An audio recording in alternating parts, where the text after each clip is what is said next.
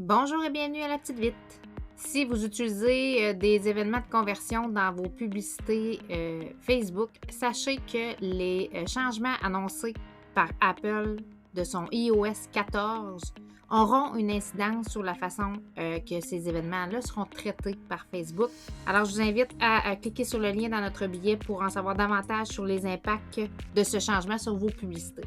Encore des changements du côté de Facebook qui a annoncé dernièrement qu'il y aurait un nouveau design pour les pages d'entreprise. Le principal changement, c'est vraiment l'abandon des fans de la page. Donc, il ne sera plus possible d'aimer une page. On pourra s'y abonner, comme c'est possible de le faire actuellement. Actuellement, il y a des fans et des abonnés. Dans le nouveau design, il n'y aura que des abonnés. Un nouvel onglet a fait son apparition dans les pages Facebook, le App Store de l'entreprise. Ce n'est pas une nouvelle fonctionnalité. On pouvait déjà connecter des applications ou d'autres plateformes à sa page entreprise via le bouton d'appel à l'action situé sous la photo de couverture. Mais maintenant, il y a un onglet dédié aux applications que l'on peut connecter. Sachez que si vous ne trouvez pas l'application que vous souhaitez connecter dans cet onglet-là, il y a d'autres options dans le bouton Call to Action sur la photo de couverture lorsque vous cliquez sur le bouton Modifier. Si vous gérez un groupe, vous avez probablement vu passer ce message. Donc, il y a plus d'options d'affiliation pour les groupes maintenant dans Facebook. Donc, vous pouvez afficher n'importe quel administrateur, pas juste les pages liées, en bas de la photo de couverture du groupe pour montrer qui sont les administrateurs qui travaillent sur le groupe. Du côté d'Instagram, maintenant, il y a une nouveauté dans le Creator Studio. Facebook nous propose maintenant un calendrier de programmation dans le Creator Studio. Donc, ça vous permet de voir les publications que vous avez programmées sur Instagram dans un calendrier.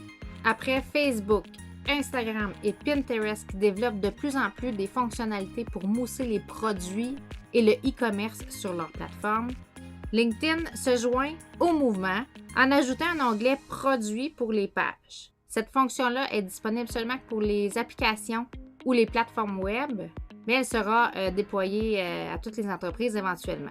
Quelques nouveautés ont été ajoutées dans les tableaux de Pinterest. Entre autres, une nouveauté intéressante, vous avez la possibilité d'ajouter des notes personnelles que vous seul pouvez voir sur vos épingles.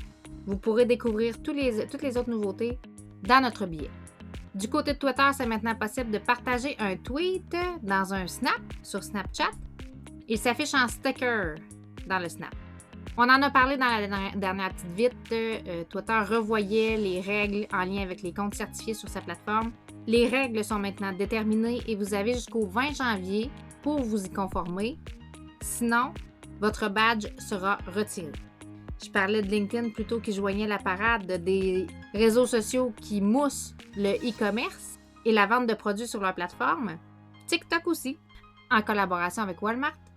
TikTok a testé la possibilité de magasiner des produits dans une vidéo en direct. Si les tests ont été concluants, on peut s'imaginer que cette fonction-là sera disponible à toutes les entreprises.